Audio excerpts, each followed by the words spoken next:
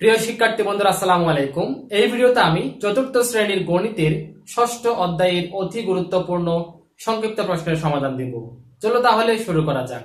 1 number, সংখ্যা প্রতীক কি? উত্তর, যে প্রতীকগুলো সংখ্যা লেখার কাজে ব্যবহার করা হয় সেগুলোকে বলা হয় সংখ্যা প্রতীক। যেমন 0, 1, 2, 3, 4, 5, 6, 7, 8, 9। এই 9 এই যে 10টি অঙ্ক, এগুলাই হচ্ছে সংখ্যা প্রতীক। 2 নাম্বার, প্রক্রিয়া প্রতীক কি? উত্তর, যে প্রতীকগুলো যোগ, বিয়োগ, গুণ ও ভাগ এই 4টি প্রক্রিয়ার জন্য ব্যবহার করা হয় সেগুলোকে বলা হয় প্রক্রিয়া প্রতীক। যেমন যোগ, বিয়োগ, গুণ, ভাগ এই 4টি চিহ্ন হচ্ছে প্রক্রিয়া প্রতীকের চিহ্ন। 3 নাম্বার, সম্পর্ক প্রতীক কি? উত্তর, যে প্রতীকগুলো সংখ্যার মধ্যকার পারস্পরিক সম্পর্ক বোঝাতে ব্যবহার করা হয় সেগুলোকে সম্পর্ক প্রতীক বলে। যেমন এই যে সমান, আমি এই চিহ্নগুলোর উচ্চারণ পড়ছি, কিভাবে পড়তে হয়। যেমন এটা দেখো, এটা হচ্ছে সমান চিহ্ন, এটা সমান নয়। ক্ষুদ্রতর, এটা হচ্ছে ক্ষুদ্রতর নয়। এটা বৃহত্তর বা বৃহত্তম চিহ্ন, এটা হচ্ছে বৃহত্তম নয় বা বড় নয়। 4 নম্বর প্রশ্ন, সংখ্যা প্রতীক, প্রক্রিয়া প্রতীক, সম্পর্ক প্রতীক, বিপরীত সম্পর্ক প্রতীক কয়টি ও কি কি? উত্তর হচ্ছে সংখ্যা প্রতীক 10টি। কোন 10টি? এই যে আমরা এখানে উপরে যে সংখ্যা প্রতীকের কতগুলো চিহ্ন, যে 0 থেকে 9 পর্যন্ত 10টি, এই 10টি 0 থেকে 9 পর্যন্ত। প্রক্রিয়া প্রতীক 4টি, যোগ, বিয়োগ, গুণ, ভাগ। তারপর সম্পর্ক প্রতীকের মধ্যে এই যে আমরা সম্পর্ক প্রতীক পড়েছি, এখানে যে 6টা চিহ্নকে এখানে 2 ভাগে ভাগ করেছে। একটা হচ্ছে সম্পর্ক প্রতীক বলেছে একটাকে, আরেকটাকে বলা হচ্ছে বিপরীত সম্পর্ক প্রতীক। অর্থাৎ এই যে সমান চিহ্ন, সমান চিহ্নের বিপরীত হচ্ছে সমান নয়। এই তাহলে বিপরীত সম্পর্ক প্রতীক কতটি? 3টি। সম্পর্ক প্রতীক কতটি? 3টি। অর্থাৎ 3টির বিপরীত আরো 3টি। তাহলে সমান, যে বৃহত্তর, ক্ষুদ্রতর। তারপর বিপরীত সম্পর্ক প্রতীক সমান নয়, বৃহত্তর নয়, ক্ষুদ্রতর নয়। 5 নাম্বার, সংখ্যা রাশি কিভাবে পাওয়া যায়? উত্তর, কতিপয় সংখ্যাকে প্রক্রিয়া প্রতীক দ্বারা সংযুক্ত করলে একটি সংখ্যা রাশি পাওয়া যায়। 6 নাম্বার, গাণিতিক বাক্য বা উক্তি কি? এখানে যে গাণিতিক বাক্যকে গাণিতিক উক্তিও বলা হয়। উত্তর, যে বাক্যটি সত্য না মিথ্যা তা নিঃসংশয়ে বলা যায় তাকে গাণিতিক বাক্য বলে। অর্থাৎ যে বাক্যটি আমরা দেখার সাথে সাথে সেই বাক্যটি সত্য নাকি মিথ্যা বলে দিতে পারবো তাকে আমরা গাণিতিক বাক্য বলবো। যেমন এই যে এখানে দেখো, 2 + 5 = 7। এখানে আমরা দেখার সাথে সাথে বলে দিতে পারছি যে এই বাক্যটি সত্য, অর্থাৎ 5 এবং 2 যোগ করলে 7ই হয়। তারপর এই যে এই বাক্যটি কিন্তু 10 + 5 = 13।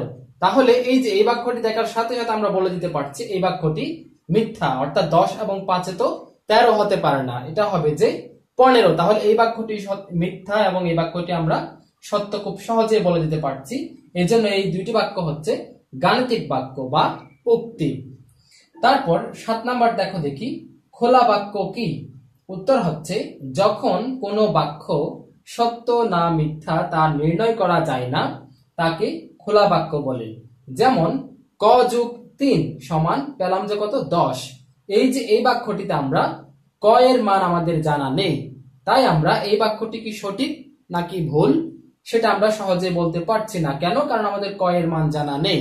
ক এর যদি মান জানি আমরা, তবেই আমরা এই বাক্যটি সঠিক না ভুল সেটা বলতে পারবো। এই যে এই ধরনের বাক্যকে বলবো যে আমরা খোলা বাক্য।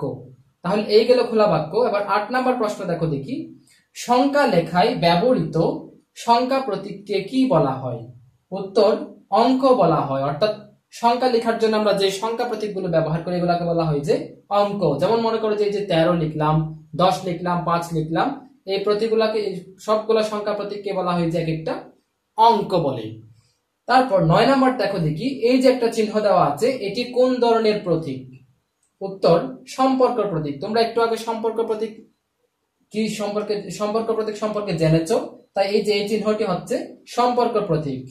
10 নাম্বার, 6 গুণ একটা খালি ঘর দেওয়া আছে সমান 18 গুণ 2। এবার বলা হচ্ছে খালি ঘরে কি বসবে। তাহলে এটা আমরা কিভাবে নির্ণয় করব? প্রথমত আমরা যেটা দেওয়া আছে ডান পাশের এটা নির্ণয় করব। ডান পাশে কত? 18 গুণ 2 সমান কত জানি? আমরা জানি 18 দিয়ে গুণে 36। তাহলে এটা যেহেতু 36 পেলাম আমরা, তাহলে বাম পাশেও এই যে বাম পক্ষ বা বাম পাশেও আমরা এমন একটি সংখ্যা বসিয়ে এটা নির্ণয় করব যেন এটাও 36 মিলে।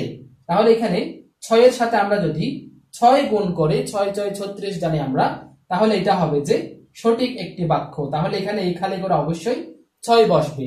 এবার 11 নাম্বারটি দেখো দেখি, সংখ্যা রাশিতে কোন প্রক্রিয়া আগে সম্পন্ন হবে তা বোঝাতে কি চিহ্ন ব্যবহার করা হয়?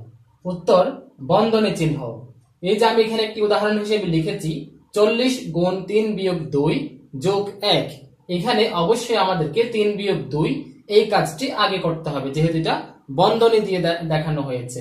এটি ছাড়াও আরো দুটি বন্ধনী আছে, দ্বিতীয় বন্ধনী এবং তৃতীয় বন্ধনী। যাই হোক, 12 নম্বর প্রশ্ন, বিপরীত সম্পর্ক প্রতীক এই যে এই চিহ্নটি দ্বারা কি বোঝানো হয়? উত্তর, ছোট নয়, অর্থাৎ এই চিহ্নটি মানে হচ্ছে ছোট নয়। 13 নাম্বার, 19 যোগ 7 সমান 26 এই যে একটি উক্তি দেওয়া আছে, এই উক্তিটি সত্য নাকি মিথ্যা? উত্তর, সত্য। তাহলে আমরা কিভাবে বুঝলাম? আমরা এই গাণিতিক বাক্যটি সমাধান করলাম, 19 যোগ 7 আমরা সমাধান করে 26ই পাচ্ছি, তাই বলবো যে আমরা এই বাক্যটি সঠিক। 14 নাম্বার, প্রতীকের সাহায্যে লিখো 204 ভাগ 6। উত্তর, 204 ভাগ 6 আমরা প্রতীকের সাহায্যে লিখলাম। 15 নাম্বার, গাণিতিক প্রতীক ব্যবহার করে লিখো।